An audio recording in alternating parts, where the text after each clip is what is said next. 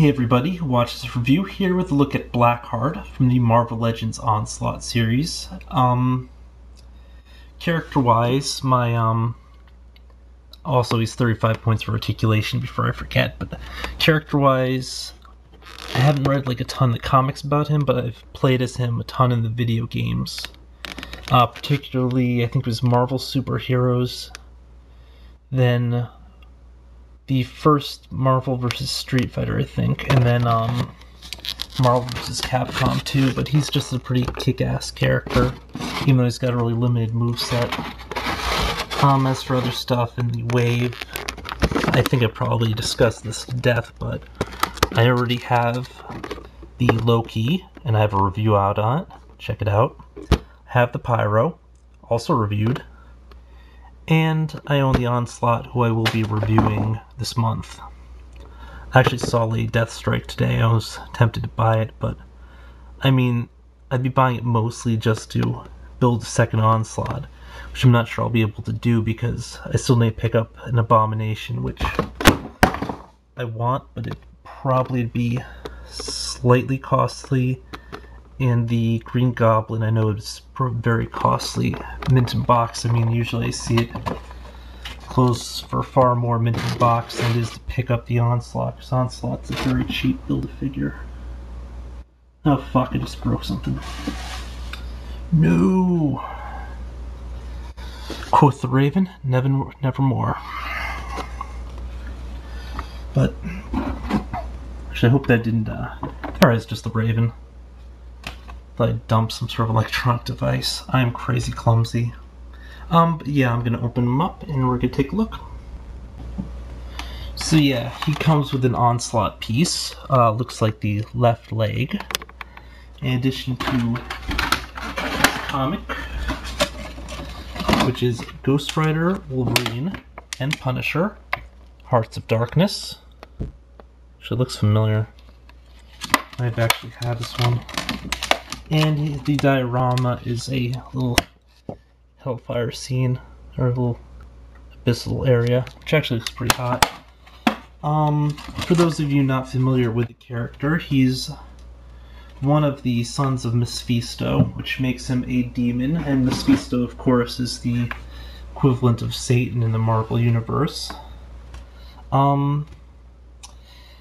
He did appear in the Ghost Rider movie, but like everything else in the film, I mean, he was completely messed up.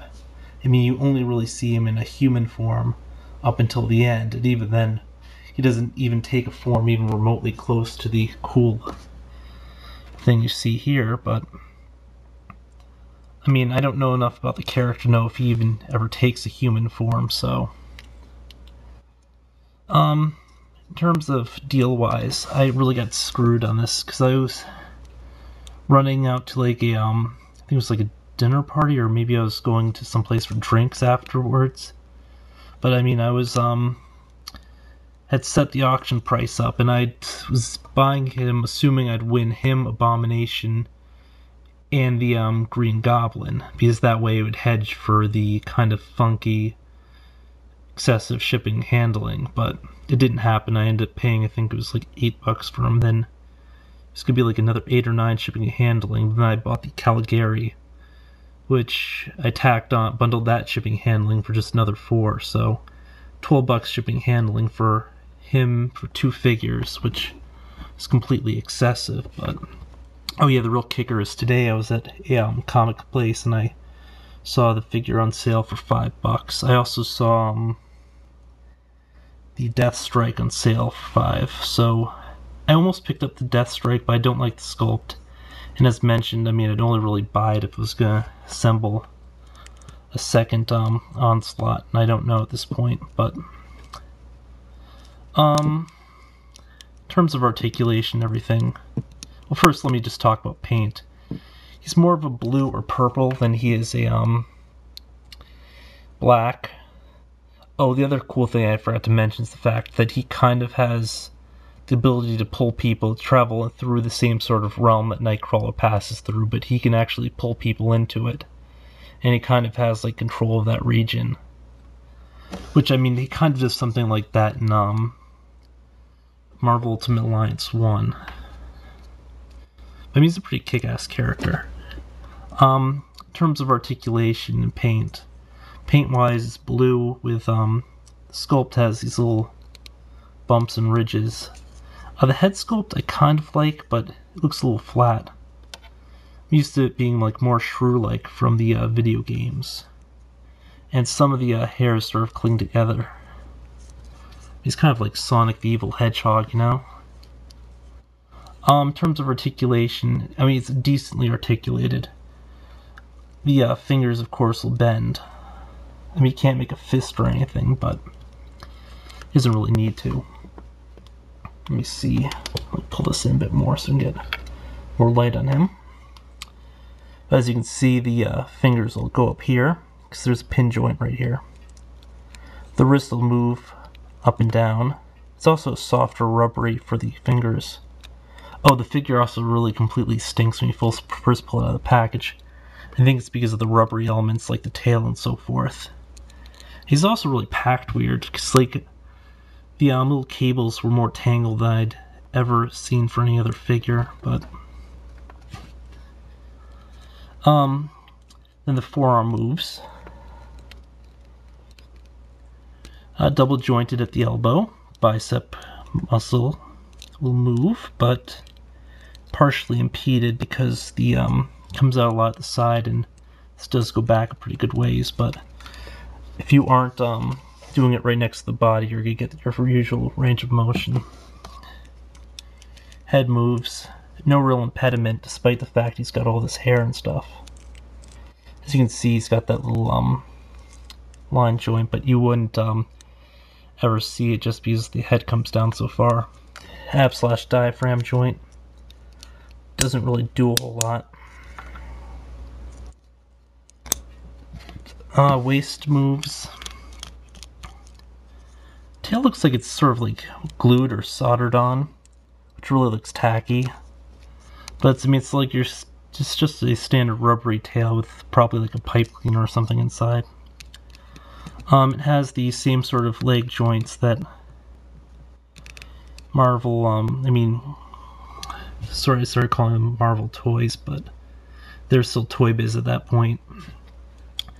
Well, Toy Biz started to like favor, and then of course Hasbro started using as well, except for, you know, the leg joints actually work alright like this, as opposed to the way that Hasbro's go, where they'll just like force up like this. But as you can see up here above the thigh, it will move.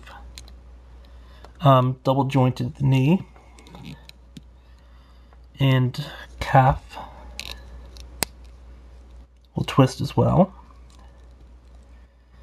This part, I don't even know what you'd call that, but it'll move up and down. Then it has the joint here for side to side, but seeing it's pretty tough to stand, I wouldn't recommend that. Then he's got a toe joint. All in all, pretty cool looking figure. Of course, it's cooler more for the character he represents than possibly the sculpt, but I mean, it's a pretty decent sculpt. It looks better in person when you have him out of pack, although I would have liked if his upper body had been a bit larger over here, just because that's like the way I'm used to seeing him. Other than that, very solid figure. It bothers me that his head's like a deeper shade of blue and stuff than the rest of the body. But I mean, they do that on a lot of figures for some reason. They just have just a completely different head color from like the other skin tones on the figure and stupid crap like that, which bothers the hell out of me, just because it's something you should catch in design, reasonably speaking. Let me see if I can't pose him into something looking half decent real quick. So, I mean, you just expect to see him like sort of a crouching position or getting ready to pounce or something, just from the way that the legs look, but can't seem to get anything where he'll stand like that, because the tail doesn't actually move it really well down. You can see. But yeah, cool figure. I mean, the whole Onslaught wave was pretty decent. The only sculpt I didn't like was the death strike, but even that wasn't like really terrible. Yeah, check it out.